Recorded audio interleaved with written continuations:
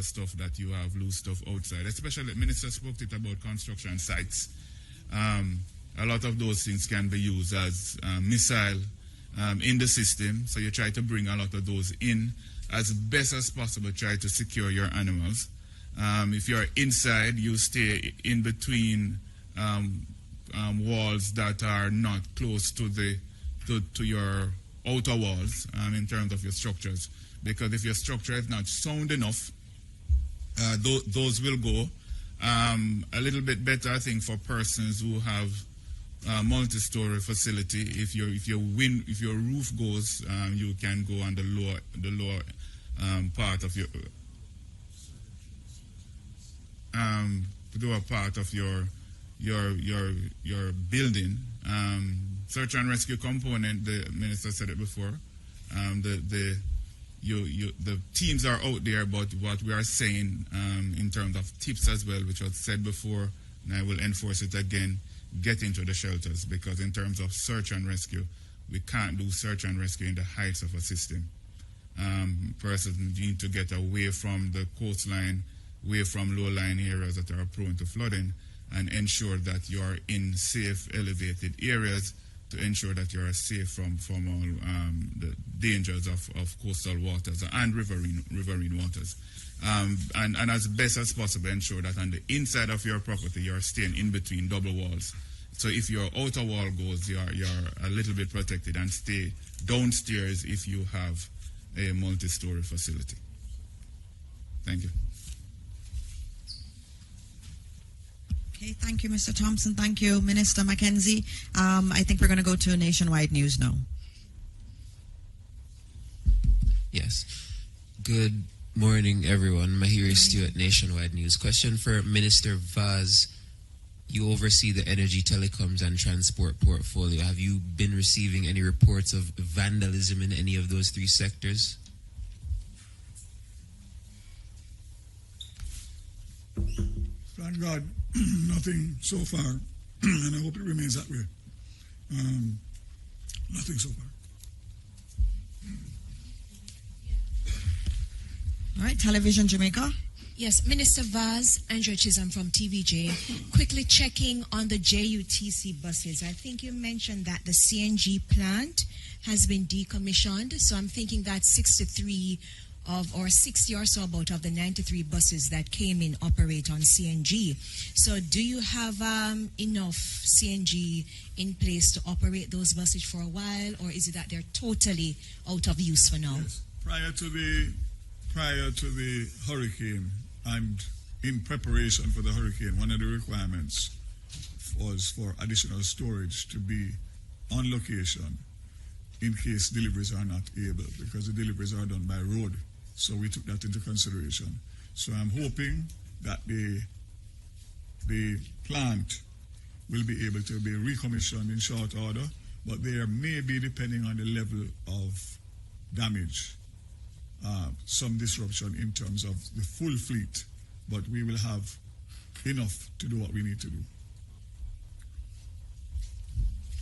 Nationwide once again. Question to Evan Thompson. We know the effects that we're expecting in terms of the hurricane force winds and the tropical storm force winds on the outer side of Melissa, but in terms of the eye, because that's obviously going to pass through the country as well, what kind of conditions can persons expect during the eye of the hurricane? I know things are kind of calm now in certain areas. Are those persons within the eye supposed to expect similar conditions? Thanks. That's a very good question, Mahiri. It's important for us to understand what happens when the eye is expected to move across your area. First of all, the eye itself is a calm area in the center of the storm. So as that moves over, it will appear as if it's all done. It will be a clearing. There will be very little cloud cover. There will be very little wind. And so it will feel as though the storm has passed. And it's a good feeling. And so a number of persons would want to take the opportunity to get some quick repairs done, especially since the eye extends a few miles actually in diameter. So, it would take a little while to pass over you, and you could have some time of break. But before the eye gets to you, you would have passed through one of the most intense parts of this hurricane. It means that you will experience wind speeds that are approaching 300 kilometers per hour. This is round about 185 miles per hour. That's what the system is packing as a Category 5 hurricane. And much of that will be within the eye wall. In that eye wall, which is that area that surrounds the eye, you will have that most intense wind speeds, but also the most torrential downpours of rainfall. That area will pass from the coast right across as the eye moves. Of course, that is the protective area for the eye that moves along with it, all the way from the southwest of Jamaica to the north central part of the island. So you will experience those intense conditions before the calm, and then after that calm, you will experience it once again, unfortunately, and the winds will be from the opposite direction. So if it was coming to you from the east, it will now come to you from the west after the eye. If it was from the north, it will come from the south after the eye passes. It's always from the opposite direction after the eye passes, and you have to prepare yourself for that.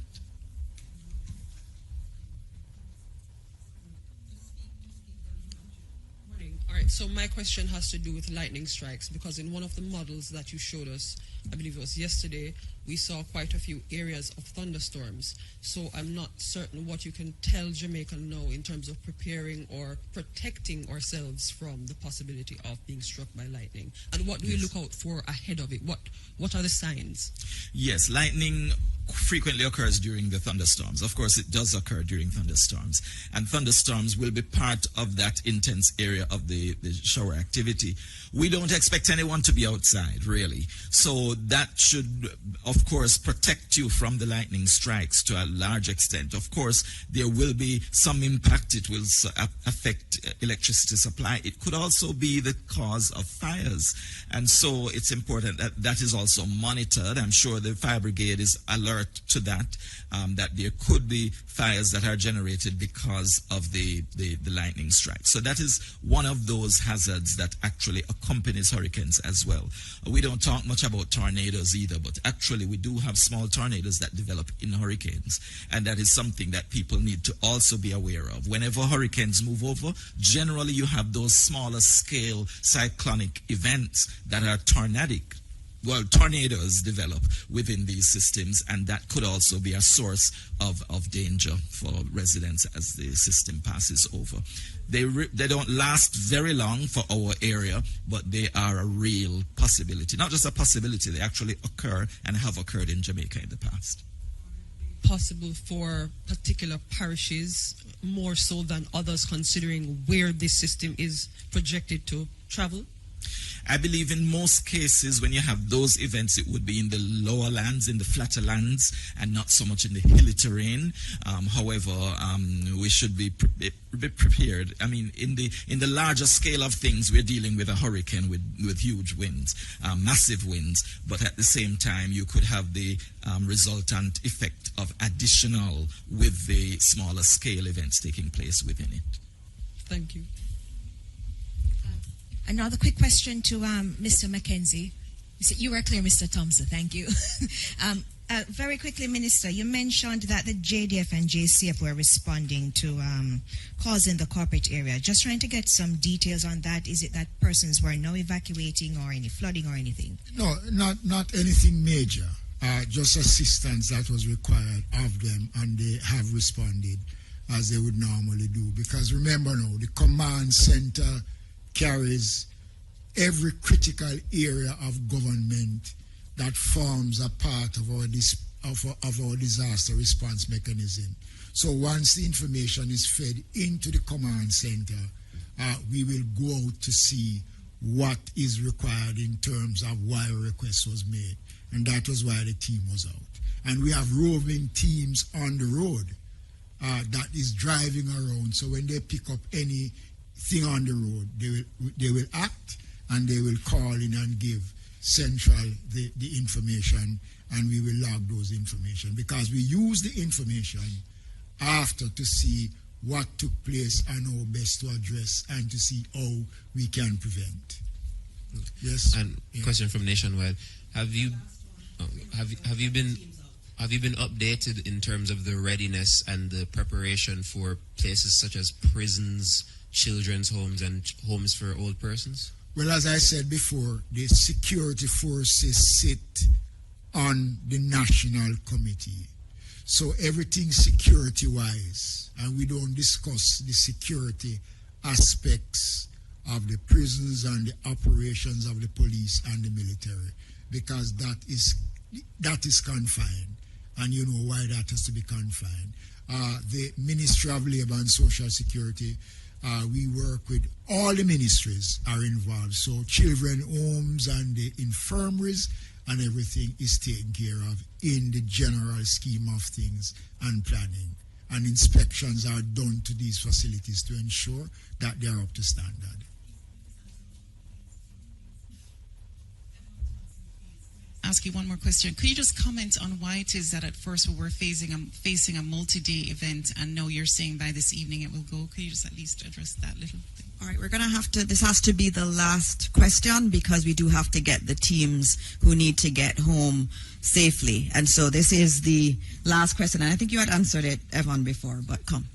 Yes, this event has been multiple days that we've been experiencing it. This passing of the passage of the eye across the island will not be a full day. However, the entire event, we've been experiencing this for over a week, and this is part of the system that has been impacting us. It has been for a few days already and will continue for another few days, because after the eye passes, we will have another maybe 2 days before we actually see a clearing. Right? Thank you.